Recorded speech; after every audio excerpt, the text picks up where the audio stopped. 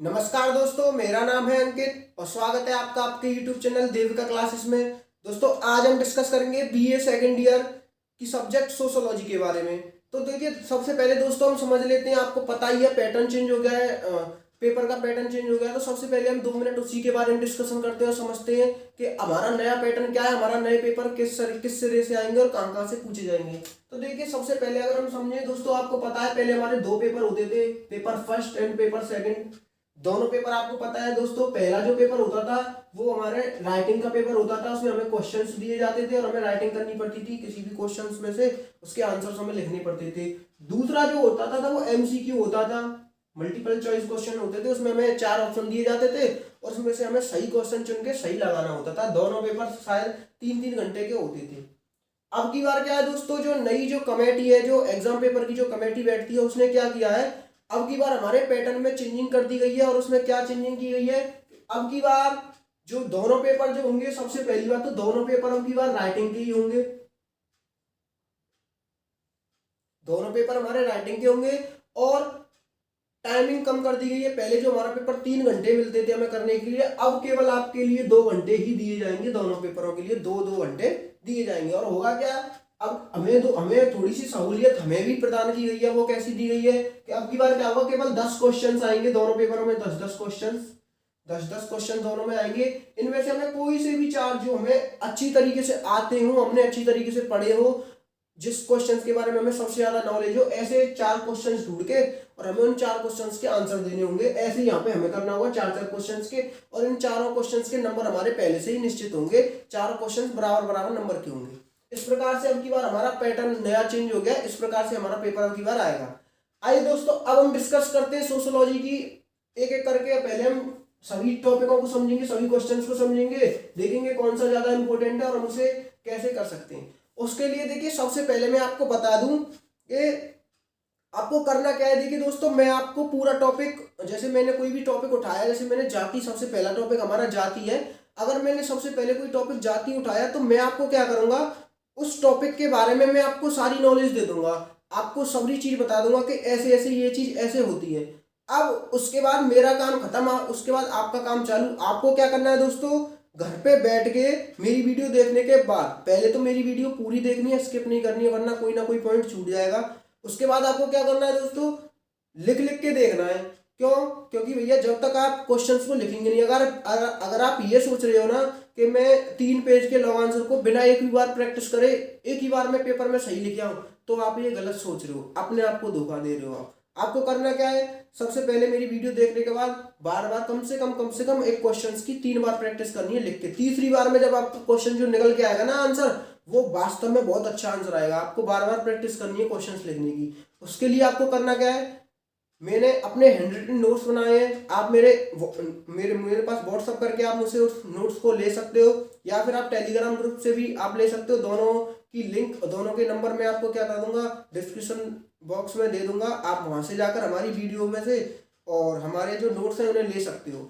आइए अब हम डिस्कस करते हैं सोशोलॉजी के बारे में। हमारे पहले टॉपिक को उठाते हैं और देखते हैं, इसको छोड़ेंगे नहीं। अब की बार हम देखिए, जो हमारा टॉपिक है, पहला टॉपिक देखते हैं। सबसे पहले हम समझते हैं, जो पहली हमारी किताब है ना, फर्स्ट जो सोशोलॉजी की किताब है, वो उसका टाइटल क्या है, वो हमारा क्या उसमें हमें पढ़ने के लिए मिलेगा, भारतीय समाज। क्या पढ़ने के लिए मिलेगा, भारतीय समाज। भारतीय समाज के बारे में, इंडियन सोसाइटी के बारे में पढ़ेंगे। उसके मुद्दे क्या है, इश्यूज क्या क्या होते हैं, उसके मुद्दे एवं समस्या। तो भारतीय समाज, मुद्दे एवं समस्या, Indian societies, issues and problems, इसके बारे में हमारी पहली किताब है। देखिए दोस्तों, मेरे हिसाब से मैं आपको एक एडवाइस देना चाहूंगा। वो एडवाइस क्या है, आप ना पेपर में पास होने के लिए मत पढ़िए, आप नॉलेज के लिए पढ़िए। और आई होप, मुझे ये आशा है कि ना आपको इन पूरी किताबों में, जो बीए सेकंड ईयर की जो ये किताब, जो हमारा कोर्स जो चल रहा है, लेक्चरों में आपको बहुत सारी नई चीज सीखने के लिए मिलेंगी। उसके लिए आपको क्या करना होगा, पूरा पूरा सपोर्ट करना होगा, ध्यान से पूरी चीज समझनी है। पेपर के थोड़ा सा पेपर से हटके अपनी नॉलेज को बढ़ाने के बारे में सोचा करो, उसके लिए हमें करनी है। आइए देखते हैं भारतीय समाज, मुद्दे एवं समस्या में जो हमारा पहला टॉपिक है। हम पहले टॉपिक के बारे में जिसके बारे में बात करेंगे वो इकाई इकाई फर्स्ट का जो टॉपिक है, यूनिट फर्स्ट का टॉपिक है, वो टॉपिक क्या है? जाति। क्या टॉपिक है? जाति, कास्ट, जाति। अब इस पूरे लेक्चर में हमको पढ़ना क्या क्या है, पहले हम उसके बारे में 2 मिनट डिस्कस कर लेते हैं। देखिए, हमें लेक्चर में पढ़ना है जाति की अर्थ क्या होता है, हम कैसे समझ सकते हैं कि भाई फॉर्मली, जैसे हमें सबको पता है जाति क्या होती है, अगर हम इंडिया में रहते हैं तो हमको सभी को जाति के बारे में पता है, लेकिन हमें उसकी फॉर्मली रूप से उसका अर्थ पता होना चाहिए, उसकी डेफिनेशन पता होनी चाहिए, परिभाषा पता होना चाहिए, ये चीज। उसके बाद जातीय असमानताएं, हमारे देश में आपको पता ही है जाति की असमानता बहुत है, ऊंच नीच बहुत है, ये वो जाति का है, ये वो जाति का है, ऊंच नीच बहुत है। उसके बारे में हमें थोड़ा सा डिस्कशन करना है, ये जातीय असमानता कैसे आई, कैसे फैली। उसके बाद जातीय असमानता के लक्षण पढ़ेंगे हम, जातीय असमानता के लक्षण पढ़ेंगे। उसके बाद हम असमानता के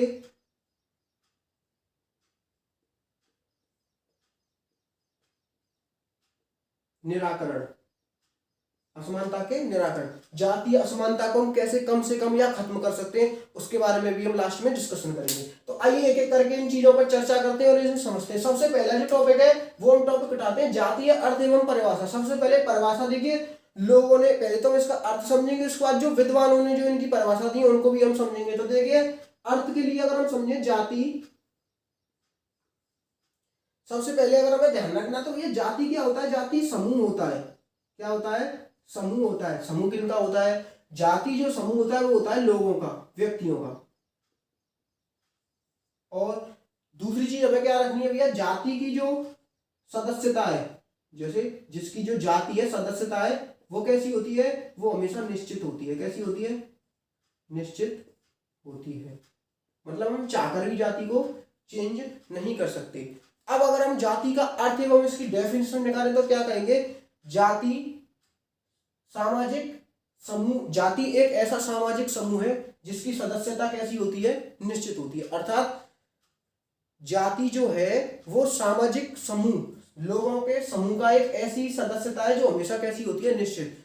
चाहकर भी हम जाति को नहीं बदल सकते हैं, हम अपनी योग्यता को बढ़ाकर भी क्या नहीं कर सकते? जाति को नहीं बदल सकते। तो पहली चीज हमारी अर्थ क्या निकल के आया? अर्थ निकल के आया कि जाति लोगों का एक ऐसा समूह है, जाति एक ऐसी सामाजिक व्यवस्था है जिसकी सदस्यता कैसी होती है? निश्चित होती है, उसे हम बदल नहीं सकते। दूसरी चीज जाति, अब जो और दूसरी डेफिनेशन क्या निकलेगी कि भाई जाति जो होती है वो हमें अधिकार देती है। कुछ अलग अलग जाति के पास अलग अलग अधिकार होते हैं। वो कैसे अधिकार होते हैं? शिक्षा संबंधी अधिकार होते हैं, है ना, संस्कार संबंधी अधिकार होते हैं, विवाह संबंधी अधिकार होते हैं, और भी बहुत सारे अधिकार होते हैं ना, आदि। अब देखिए पूरी डेफिनेशन निकाल के देखते हैं एक बार क्या निकली कि जाति सामूहिक लोगों की एक ऐसी व्यवस्था है जिसकी सदस्यता कैसी होती है? निश्चित होती है। और इससे उस जाति के लोगों को शिक्षा, संस्कार, विवाह आदि संबंधी अधिकार प्राप्त होते हैं या प्रतिबंध प्राप्त होते हैं। ठीक है, तो जाति सामूहिक लोगों की एक ऐसी व्यवस्था है जिसमें उसकी सदस्यता निश्चित होती है और उन्हें अधिकार, शिक्षा, संस्कार, विवाह संबंधी अधिकार मिलते हैं, जिसके कारण उन्हें अपनी जाति के लोगों से ही विवाह करना होता है, उन्हीं के हिसाब से उन्हें चलना होता है। आइए अब दूसरी चीज समझे। देखिए, एक डॉक्टर थे, डॉक्टर मजूमदार, उन्होंने भी इसकी डेफिनेशन दी। उन्होंने क्या कहा कि जाति जो है बंद वर्ग है। क्या है? बंद वर्ग। इनके हिसाब से क्या था? जाति जो है वो एक बंद वर्ग के समान है, अर्थात इनके हिसाब से जाति ना वो बंद है, उसे हम चाहकर भी उससे बाहर नहीं निकल सकते। तो जाति मजूमदार के हिसाब से जाति एक बंद वर्ग है, अर्थात इसके परिणाम स्वरूप व्यक्ति अपनी योग्यता को बढ़ाने के बावजूद भी जाति को नहीं बदल सकता। समझ में आई? देखिए दोबारा देखते हैं। मजूमदार ने कहा था कि जाति क्या है? एक बंद वर्ग है और हम अपनी योग्यता बढ़ाने के बाद भी जाति को नहीं बदल सकते हैं। तो ये हमारी जाति के बारे में, हमने जाति की हमने अर्थ समझा, अभी तक हमने क्या समझा, जाति का अर्थ समझा। एक बार हम इसे पूरी को रिवाइज करते हैं। देखिए, जाति सामूहिक लोगों की एक ऐसी व्यवस्था है जिसकी सदस्यता कैसी होती है, निश्चित होती है, और जिससे हमें शिक्षा, संस्कार, विवाह संबंधी अधिकार प्राप्त होते हैं। डॉक्टर मजूमदार के अनुसार जाति एक बंद वर्ग है, अर्थात कोई भी व्यक्ति अपनी योग्यता को बढ़ाने के बाद भी अपनी जाति में परिवर्तन नहीं कर सकता। उसे उसी के हिसाब से विवाह, शिक्षा आदि संबंधी कार्य करने पड़ते हैं, और उसी के हिसाब से उसे अपने सारे कार्य करने पड़ते हैं जाति के हिसाब से। इतनी चीज क्लियर है। अब हम डिस्कशन करते हैं जाति की परिभाषा के बारे में। जाति की और डेफिनेशंस क्या है। देखिए, अगर हम जाति की और डेफिनेशंस निकालें, अगर हम और परिभाषा निकालें, तो देखिए परिभाषा में हमें दो चीज समझनी होंगी। पहली चीज क्या है, देखिए इसकी हमें दो परिभाषा पढ़नी है। दोनों परिभाषा कौन कौन सी है, एक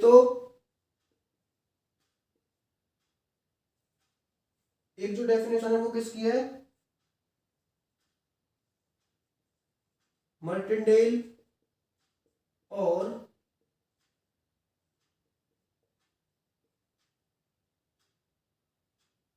मौसेकसी।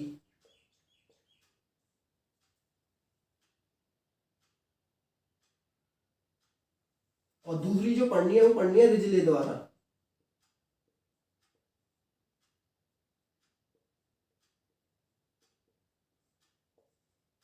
देखिए, इन दोनों के अनुसार भी हमें पढ़नी है कि मार्टिनडेल और मौसेकसी और रिजले के द्वारा इन दोनों के हिसाब से जो थी वो जाति की डेफिनेशंस क्या थी। देखिए, दोनों ने अपनी अलग अलग डेफिनेशन दी। दोनों की हम अलग अलग डेफिनेशंस के बारे में समझते हैं। तो देखिए, इसने क्या कहा था, इन दोनों ने मिलकर क्या कहा था कि जाति जो है, इन दोनों ने देखिए मिलकर क्या कहा था,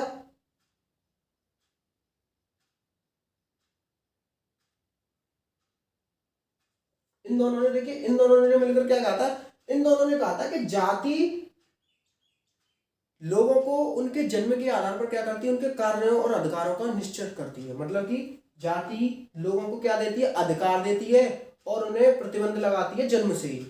इनके अनुसार क्या था कि जाति व्यक्तियों का एक ऐसा समूह है जो उन्हें जन्म से ही कुछ अधिकार, कार्य करने के कुछ अधिकार क्या करती है, प्रदान करती है, और उन्हीं के हिसाब से उन्हें कार्य करने पड़ते हैं। ठीक है, इन्हीं को उनके धर्म का आदर्श माना जाता है। समझ में आई। इनके हिसाब से क्या था कि जाति जो है वो जन्म से क्या करती है, जन्म से लोगों को कार्य करने के कुछ अधिकार देती है। क्या देती है, कार्य करने के अधिकार। तो मार्टिनडेल और मौसेकसी के अनुसार क्या था कि जाति जन्म से ही लोगों को कुछ अधिकार, कार्य करने के कुछ अधिकार प्राप्त करती है, और जिसके हिसाब से हमें क्या करना होता है, जिसके हिसाब से हमें कार्य करना होता है, जिसे धर्म का भी आदर्श माना जाता है। अब देखिए, रिजले के हिसाब से अगर हम देखें तो रिजले ने कहा था कि जाति जो है ना वो परिवार का क्या है, संकलन है। कई परिवार मिलकर, अब ऐसा तो नहीं है भैया जाति एक ही लोग से मिलकर बन जाए, कई परिवार के लोग मिलते हैं जब जाति बनती है। जैसे अगर जैसे हम कोई भी जाति उठाएं, अगर उस जाति को देखें तो उस जाति का केवल कई सारे परिवार मिलेंगे जब जाके एक जाति बनेगी। तो जाति क्या था, परिवार का संकलन था, परिवार का संयोजन था। जाति एक ऐसे परिवार का संयोजन है जो उन्हें सामान्य नाम देता है, सामान्य नाम दिया जाता है। मतलब क्या हुआ कि जाति पारिवारिक संकलन, कई परिवारों का संकलन करके उनको एक सामान्य नाम देते हैं, जब जाके एक जाति बनती है। जैसे मैंने क्या किया, कई सारे परिवार इकट्ठे किए और उन परिवारों को इकट्ठे करके मैंने उनका नाम दे दिया कुम्हार। या मैंने कई सारे परिवार इकट्ठे किए और उन परिवारों को मैंने नाम दे दिया कि भाई ये धोबी परिवार की जाति है। तो अब मैंने क्या किया, देखिए इनके हिसाब से क्या था, रिजले के अनुसार कि कई परिवारों का संकलन करके उन्हें सामान्य नाम दिया जाना ही क्या कहलाता है, जाति कहलाता है। मतलब जब कोई व्यक्ति या जब कोई समुदाय अपना उद्भव, अपना उत्पत्ति, अपनी उत्पत्ति किससे मानता हो, देवी देवताओं से मानता हो, कई देवी देवताओं से अपनी उत्पत्ति मानता हो, और उन्हीं के हिसाब से क्या करता हो, अपने कार्यों में विभाजन करता हो, और अपने व्यवसाय को, अपने पैतृक व्यवसाय को, कैसे व्यवसाय को, अपने पैतृक व्यवसाय को ही अपनाता हो। अब देखते हैं दोबारा से रिजले के अनुसार। रिजले के अनुसार कई पारिवारिक संकलन करके उनको सामान्य नाम देना, सामान्य एक नाम देना ही क्या कहलाता है, जाति कहलाता है। और ऐसे लोग अपनी उत्पत्ति काल्पनिक देवी देवताओं से मानते हैं और वो अपने पैतृक व्यवसाय का मतलब जो उनके पुराने पूर्वज जो काम करते थे उसी काम को अपनाते हैं, वही जाति कहलाती है। जैसे अगर किसी के पूर्वज व्यापार करने का काम करते हैं तो उसके जो आने वाली पीढ़ी है वो भी व्यापार करेगी, तो ये जाति के अंदर आता है। रिजले के अनुसार क्या था कि पारिवारिक संकलन, परिवार का एक ऐसा संकलन करना और उसको एक सामान्य नाम दे देना। हमने कई सारे परिवार मिलाए और परिवार को मिला के मैंने उनको क्या दिया, एक सामान्य नाम दे दिया, वो क्या बन जाएगा, वो जाति बन जाएगा। और वो अपनी उत्पत्ति किससे मानते हैं, काल्पनिक देवी देवताओं से मानते हैं और वो अपने पैतृक व्यवसाय को ही अपनाते हैं। ये होती है जाति की डेफिनेशन। जाति की डेफिनेशन समझी हमने, पहले जाति का अर्थ समझा, जाति की अब हमने डेफिनेशन समझी। दो डेफिनेशन है, कौन कौन सी, मार्टिनडेल और मौसिकसी के अनुसार क्या था कि जाति क्या करती है, जाति पारिवारिक समूह, कई जाति क्या है, कई सदस्यों का समूह है जो उन्हें क्या देता है, जन्म से ही कुछ कार्य करने के अधिकार देता है, जन्म से ही उन्हें कुछ कार्य करने के अधिकार देता है। ये तो हो गई इनके अनुसार। और इसके अनुसार क्या आती कि जाति पारिवारिक संकलन करके उन्हें एक सामान्य नाम दे दिया जाए तो वो जाति बन जाती है। और ये अपना जो उद्भव है वो किनसे मानते हैं, देवी देवताओं से उद्भव मानते हैं और अपने पैतृक व्यवसाय को ही ये क्या करते हैं, अपनाते हैं। ये हो गई हमारी जाति की पूरी डेफिनेशन और अर्थ। आइए अब आगे चलते हैं और अगला जो हमारा टॉपिक है वो है जातीय असमानता। जातीय असमानता के बारे में डिस्कशन करते हैं, देखते हैं इसके बारे में हम क्या कह सकते हैं। तो देखिए अगर हम समझे जाति असमानता, जाति असमानता, जातीय असमानता, अगर हम इसमें ध्यान से देखें तो देखिए ये दो शब्दों से मिलकर बना हुआ है। पहला शब्द क्या है, जाति, और दूसरा शब्द क्या है, असमानता। अब तक हमने जो डिस्कशन किया था वो केवल जाति के बारे में डिस्कशन किया, तो आई होप मुझे आपको दोबारा बताने की जरूरत नहीं है कि जाति क्या है।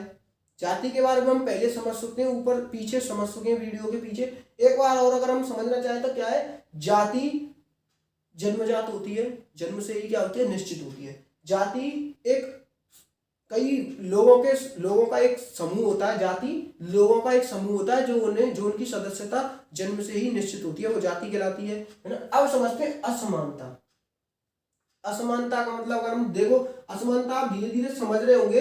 असमानता का मतलब क्या है, कम या ज्यादा होना, बराबर ना होना, बराबर ना होना। तो हिंदू धर्म में जातीय असमानता बहुत ही फैली हुई है, ठीक है। जातीय असमानता को हम हिंदू धर्म में कहीं भी देख सकते हैं। असमानता एक ऐसी स्थिति का नाम है जहां पर दो जाति आपस में क्या नहीं हो, बराबर नहीं हो। तो हम कैसे लिखेंगे कि जातीय असमानता, असमानता जाति की एक ऐसी स्थिति है जिसमें दो जातियां कैसी नहीं होती हैं, बराबर नहीं होती हैं, एक दूसरे के बराबर नहीं होती हैं। जैसे हम अगर इसको समझना चाहें तो कैसे समझेंगे, प्राचीन काल में क्या था भैया, प्राचीन काल में हमारा जो समाज था, जैसे अगर हम समाज को समझे प्राचीन काल में, तो आपको ये तो पता ही होगा कि 4 वर्गों में विभाजित था, ब्राह्मण, क्षत्रिय, वैश्य और शूद्र। तो प्राचीन अगर हम अपने समाज को देखें तो 4 वर्गों में विभाजित था, ब्राह्मण, क्षत्रिय, वैश्य और शूद्र। तो ये क्या थी, देखिए ये असमानता ही तो हो रही है कि भाई 4 वर्ग बना दिया आपने, चारों को अलग अलग काम दे दिया, कोई ऊंचा हो गया कोई नीचा हो गया, तो इसमें क्या हो गया, जातीय असमानता हो गई। तो हिंदू धर्म में जातीय असमानता को हर जगह देखा जा सकता है। जातीय असमानता का अर्थ, असमानता एक ऐसी स्थिति का नाम है जहां पर दो जातियां आपस में कैसी हो, भिन्न भिन्न हो, उसमें ऊपर नीचे फर्क हो, एक ऊंची जाति हो एक नीची जाति हो। तो जाति असमानता की एक ऐसी स्थिति है जहां पर दो जातियों के बीच में क्या होती है, समानता नहीं होती है। जैसे कि हिंदू धर्म में पहले समाज जो था वो 4 वर्गों में विभाजित था, ब्राह्मण, क्षत्रिय, वैश्य, शूद्र। और ये जो चारों जो ग्रुप बनाए थे, किसने बनाए थे, मनु महाराज, अगर आपने नाम सुनी होगी, मनु ने ये बनाए थे, उन्हीं के हिसाब से ये बनाए गए। अगर देखिए अगर हम ध्यान से समझे तो जो जातीय जो असमानता है ना, ये पहले इतनी नहीं थी। आदि काल में जातीय असमानता इतनी नहीं थी, इसकी उत्पत्ति जो हुई है वो धीरे धीरे हुई है। कोई भी चीज धीरे धीरे, देखे इस प्रकृति में जो कोई भी चीज बनती है या बिगड़ती है ना, उसका काम लंबे समय तक चलता है। कोई चीज अचानक से कोई चीज नहीं होती है। अगर आज भूकंप आ रहा है तो उसकी जो प्रक्रिया है वो बहुत पहले ही शुरू हो चुकी थी। अगर आज सुनामी आ रही है तो उसकी भी प्रक्रिया बहुत पहले ही शुरू हो चुकी थी। तो बस हमें उसी चीज को समझना क्या है कि जातीय जो असमानता है वो धीरे धीरे फैली है। आदि काल में जाति, जब ये वर्ण जो बने थे तब जातीय असमानता इतनी नहीं थी, अब ये जातीय असमानता इतनी फैल गई है। तो जातीय असमानता आदिकाल में नहीं थी, इसकी उत्पत्ति धीरे धीरे मानी जाती है। कुछ विद्वान इसकी उत्पत्ति कैसे मानते हैं, धीरे धीरे मानते हैं। तो जातीय असमानता आपको क्लियर होगी, एक बार और डिस्कशन कर लें कि जातीय असमानता, अगर हम हेडिंग डालेंगे उसमें लिखेंगे जातीय असमानता दो शब्दों से मिलकर बनी हुई है, जाति और असमानता। जाति शब्द के बारे में हम पहले डिस्कशन कर सकते हैं। असमानता का अर्थ एक ऐसी स्थिति से है जहां पर दो जाति आपस में बराबर नहीं होती हैं, इसे जातीय असमानता कहा जाता है। जैसे हिंदू धर्म में पहले समाज 4 वर्गों में विभाजित था, ब्राह्मण, क्षत्रिय, वैश्य, शूद्र, जिसका निर्माण मनु महाराज ने किया था और जिसके अनुसार उन्हें अपने कार्य करने पड़ते थे। इन्हीं धर्मों के, इन्हीं जो वर्ण थे, इनके अनुसार इन्हें अपने चारों को अपने अपने अलग अलग काम करने पड़ते थे। आइए अब समझते हैं लक्षण। अगर हम जातीय असमानता के लक्षण समझे, क्या समझे, जातीय असमानता के लक्षण, जातीय असमानता के लक्षण। देखिए सबसे पहले हम समझे, सबसे पहले लिखेंगे जातीय असमानता के लक्षण निम्नलिखित हैं, ठीक है। तो नंबर 1 हेडिंग डालेंगे। नंबर 1 का है सामाजिक वर्गीकरण। सामाजिक वर्गीकरण ये जातीय असमानता का एक सबसे बड़ा लक्षण है। क्या है कि समाज का वर्गीकरण हुआ लिखा है। जैसे हम कहेंगे, इसमें क्या लिखेंगे कि सामाजिक, हिंदू धर्म में सामाजिक वर्गीकरण, कई समाज जो है, हिंदू धर्म का जो समाज है वो कई वर्गों में विभाजित हुआ पड़ा है, जिसमें सभी लोगों को उनके जाति के अनुसार, उनके वर्ण के अनुसार उन्हें अलग अलग काम दिए जाते हैं और उन्हें उन्हीं कार्य को करना पड़ता है और वो चाहकर भी अपनी जाति को चेंज नहीं कर सकते। यही क्या कहलाता है, सामाजिक वर्गीकरण कहलाता है, जातीय वर्गीकरण कहलाता है। अगर हम समझे तो जाति व्यवस्था में के कारण हिंदू धर्म कई खंडों में बटा हुआ है। आने वाले लोग, जिनमें आने वाले लोगों के कार्य और अधिकार भिन्न भिन्न होते हैं।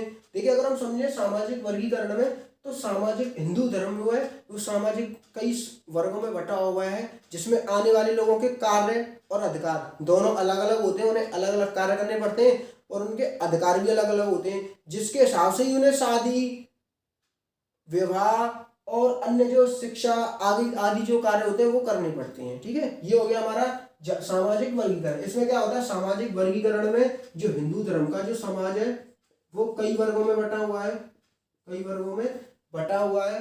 और इन वर्गों का क्या है, हिंदू धर्म कई वर्गों में बटा हुआ है, इन्हें अलग अलग कार्य दिए गए हैं, अलग अलग कार्य और अधिकार। तो हम पूरी डेफिनेशन कैसे निकालेंगे, पूरी डेफिनेशन निकालेंगे कि हिंदू धर्म में सामाजिक समाज जो है वो कई वर्गों में बटा हुआ है और इन सभी के कार्य, इनमें आने वाले लोगों के कार्य और अधिकार अलग अलग होते हैं, जिसके हिसाब से इन्हें अपने दैनिक जीवन के कार्य करने पड़ते हैं। दूसरी देखिए, दूसरी जो अगर हम समझे हुए है वो है, दूसरा जो हेडिंग है वो क्या है, वो है संस्तरण एवं असमानता, एवं असमानता। दूसरी हेडिंग के बारे में अगर हम समझे, दूसरी हेडिंग है संस्तरण एवं असमानता। इसमें क्या होता है, इसमें संस्तरण एवं असमानता में अगर हम ध्यान से देखें तो देखिए संस्तरण क्या है, जाति के, जैसे हमने कई सारी जाति ली, जाति के लोगों को उनके अधिकारों के हिसाब से, जाति के लोगों को उनके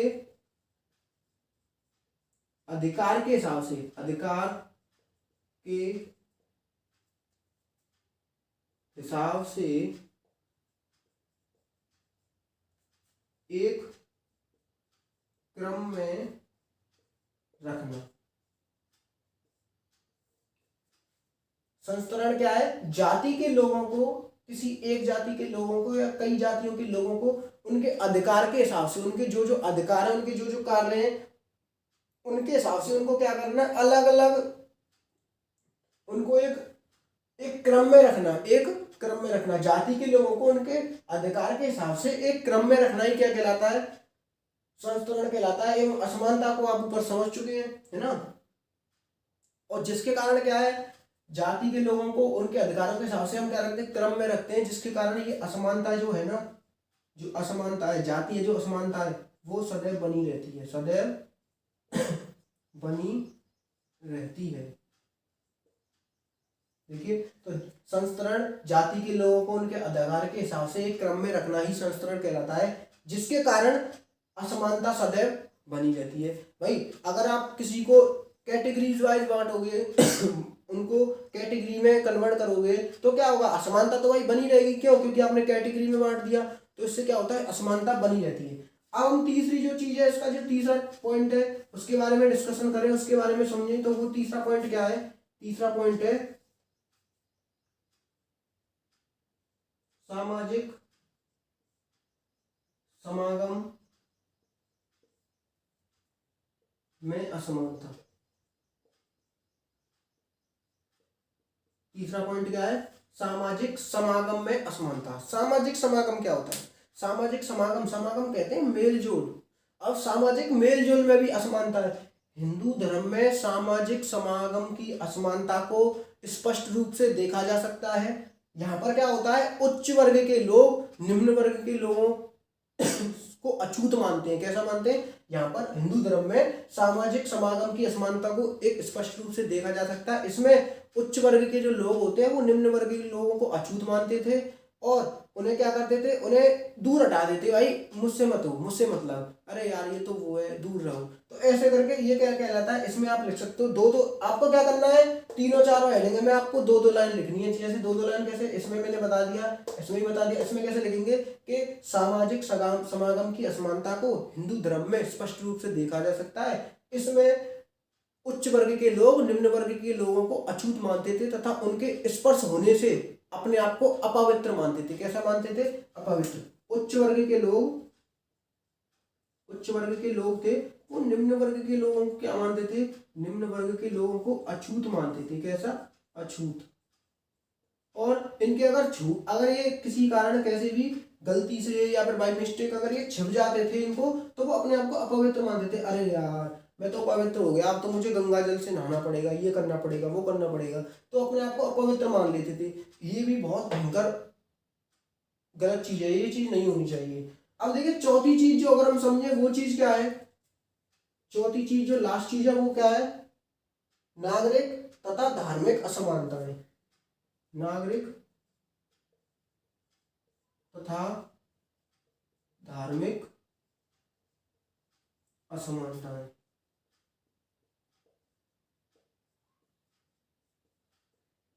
देखिए हमारे भारतीय समाज में जाति को लेकर चार प्रकार की असमानताएं देखी जा सकती हैं। वो चार प्रकार की असमानताएं कौन कौन सी थी? सामाजिक वर्गीकरण, जो समाज है हिंदू धर्म का वो चार वर्गों में विभाजित था, जिसके कारण उन्हें अलग अलग कार्य और अधिकार दिए गए हैं, इसी को सामाजिक वर्गीकरण कहा गया।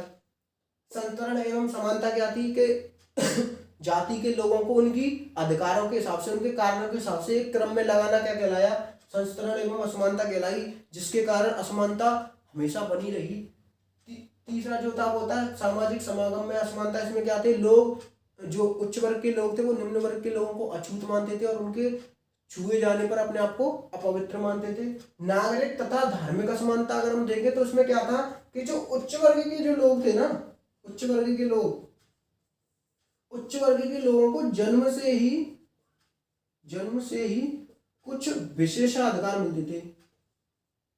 विशेषाधिकार मिलते हैं, जन्म से ही उच्च वर्ग के लोगों को विशेषाधिकार मिलते हैं, जिससे क्या होता है, निम्न वर्ग के जो लोग होते हैं, निम्न वर्ग के लोग वो असमर्थ बनते चले जाते हैं। उनके पास संसाधन, मुख्य रूप से जो उनके संसाधन होते हैं वो उन्हें पूर्ण रूप से संसाधन नहीं मिल पाते, जिसके कारण निम्न वर्ग के लोग होते हैं वो असमर्थ होते चले जाते हैं, असमर्थ वो बनते चले जाते हैं। आइए देखिए, हमने अर्थ और परिभाषा समझ ली, जातीय असमानता समझ ली, लक्षण भी उसके समझ लिए।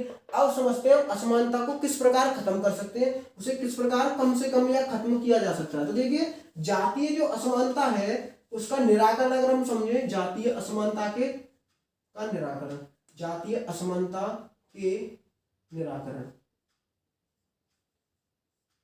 तो देखिए हिंदू धर्म में जातीय असमानता का निराकरण करना अति आवश्यक है। कैसा है? इसको निराकरण करना अति आवश्यक निराकरण करना अति आवश्यक है। इसके लिए कई कार्य किए जा सकते हैं, विद्वानों के अनुसार या सरकार के अनुसार या हमारे अनुसार कई प्रकार के कार्य किए जा सकते हैं। हम कह सकते हैं कि हिंदू धर्म में जातीय असमानता का निराकरण करना अति आवश्यक है। जातीय असमानता के निराकरण के लिए निम्न कदम उठाए जा सकते हैं। निम्न कदम, निम्नलिखित कदम उठाए जा सकते हैं। ठीक, जैसे नंबर 1 क्या कदम उठाए जाते हैं? नंबर 1 क्या कर सकते हैं हम? नंबर 1 हम कर सकते हैं, देखिए सरकार को क्या करना होगा, देखिए जागरूकता फैलानी होगी।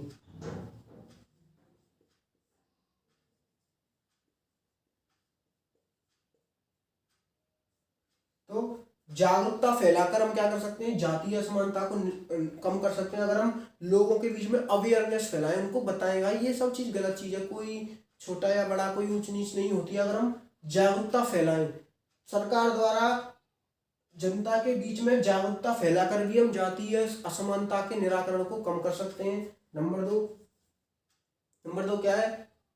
शिक्षित करके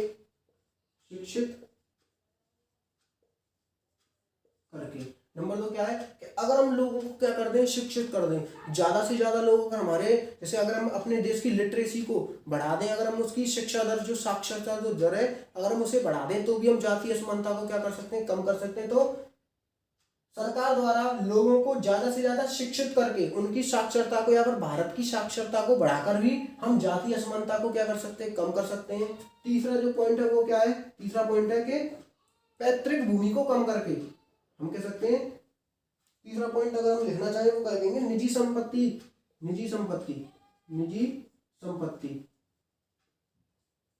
की व्यवस्था